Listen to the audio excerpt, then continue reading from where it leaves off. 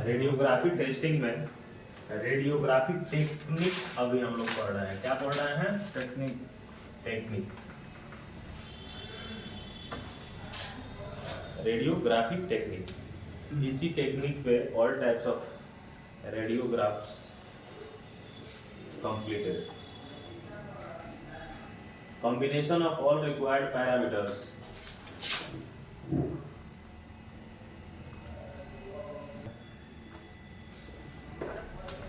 Combination of all required parameters to achieve the required sensitivity level. Radiography technique क्या करता है? सारे combination, सारे पैरामीटर्स को जोड़ के जो जिस लेवल का हमको सेंसिटिविटी चाहिए उसको प्राप्त करवाता है। ठीक है, 3 तरह का टेक्निक हमारा यूज होता है। Single wall single image, double वाल सिंगल इमेज, डबल वाल डबल इमेज। नाम से ही लमसम क्लियर है। एक वाल को पार करके एक ही तस्वीर आएगा, उसको सिंगल वाल सिंगल इमेज कहेंगे। डबल वाल पार करेगा लेकिन इमेज सिंगल नहीं आएगा, उसको डबल वाल सिंगल इमेज कहेंगे। डबल वाल पार करेगा, डबल इमेज आएगा, यानी आगे और पीछे दोनों का रियर एंड फ्रंट दोनों इमेज आएगा, तो उसको हम डबल वाल डबल इमेज कहेंगे। अभी सबसे पहले हम लोग देखेंगे single wall single image. Radiation passes through single wall and single image in the radiograph appeared. कह रहा है कि हमारा रेडिएशन सिंगल वाल को पार करता है और हमारा जो इमेज है रेडियोग्राफ में वो भी सिंगल ही अपीयर्ड होता है। ठीक है, 2 इसमें प्रक्रिया है सिंगल वाल सिंगल इमेज में। एक है कोलिमेटेड, एक है पेनॉर्मिक। कोलिमेटेड यानी हम एक सेगमेंट वाइज मारते हुए जाए, जैसे ए बी या 1-2 सेगमेंट बना लें। और पेनॉर्मिक मतलब हो गया 360 डिग्री। ठीक है, पेनॉर्मिक मतलब 360 डिग्री।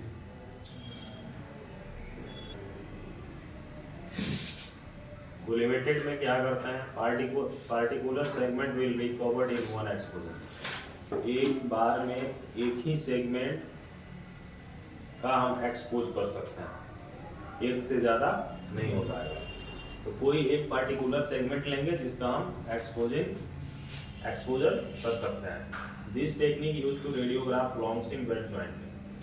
इस टेक्निक का प्रयोग लॉन्ग सिम वेल्डिंग का रेडियोग्राफ करने के लिए प्रयोग किया जाता है, चाहे प्लेट में हो, चाहे टैंक में हो, चाहे वेसल्स में हो, चाहे लार्ज डाया पाइप में हो। There is possibility to place source और फिल्म फ्रॉम आईडी। जहाँ पे ये संभावना हो फिल्म या सोर्स दोनों में से कोई एक आईडी में रखा जा सके, वहीं पे ये काम हो सकता है। तो मैक्सिमम फिल्म लेंथ 15 इंच अगर है तो सेगमेंट हम 13 इंच का बनाएंगे। 12 इंच है तो सेगमेंट 10 इंच का बनाएंगे। 2 इंच ओवरलैप रखेंगे, कल जो हम बता रहे थे ओवरलैपिंग के बारे में, उसी के आधार पे। ठीक है, तो यहाँ क्या हुआ है, हमने सेगमेंट बनाया है। ये लॉन्ग सिम वेल्ड जॉइंट है, A B B C C D D E G F. तो एक बार में एक ही एक्सपोजर होगा, एक बार में ये 2 नहीं हो पाएगा। एक बार में एक होगा, फिर दूसरा होगा, फिर तीसरा होगा, फिर चौथा होगा। सिलेक्शन ऑफ आईक्यूआई का सिलेक्शन कैसे करेंगे? Based on parent material thickness. IQI का सिलेक्शन करना है तो जो बेस मेटल है उसका थिकनेस पे करेंगे। And weld reinforcement with in code acceptable limit. Belt reinforcement का भी थिकनेस ऐड करेंगे। तो नॉर्मली बेल्ट रीइंफोर्समेंट थिकनेस जो होता है 1.6 mm से 3.2 mm तक हो सकता है, depend upon parent material thickness. Thickness कम होगा तो 1.6 mm ही होगा, थिकनेस बढ़ेगा तो ज़्यादा भी हो सकता है। तो थिकनेस के अनुसार ये हम देख लेंगे कि हमारा जो रीइंफोर्समेंट है बेल्ट का कितना mm तक बढ़ा है। देख के भी लमसम अंदाजा लग जाता है, 2 mm बढ़ा है, 1 mm बढ़ा है। जितना बढ़ा रहेगा उतना हम उसमें ऐड करके कैलकुलेट कर लेंगे।